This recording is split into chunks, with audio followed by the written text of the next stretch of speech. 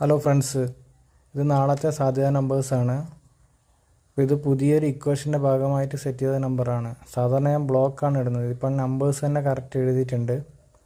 അപ്പോൾ ഈ നമ്പേഴ്സിന് തൊട്ടടുത്തുള്ള നമ്പേഴ്സിൻ്റെ ചാൻസ്, ഇപ്പോൾ ഒരു ഉദാഹരണം പറഞ്ഞാൽ 2399 എന്ന് പറഞ്ഞാൽ ആ ബ്ലോക്കിലെ അവസാനത്തെ നമ്പറാണ്.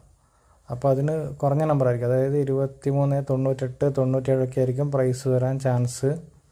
അതുപോലെ 7606 എന്നുള്ളത് അതിൽ കുറവായിരിക്കും പ്രൈസ് വരാൻ ചാൻസ്. അതായത് 7603, 02 അങ്ങനെയുള്ള നമ്പേഴ്സായിരിക്കും ചാൻസ് കൂടുതൽ.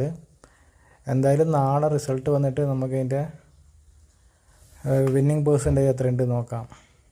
അപ്പോൾ ഇതിന്ന് രാവിലെ തന്നെ ഒരു കാൽക്കുലേഷൻ ഇട്ടിരുന്നു. അപ്പോൾ അത് കുറച്ച് സക്സസ് ആയിരുന്നു.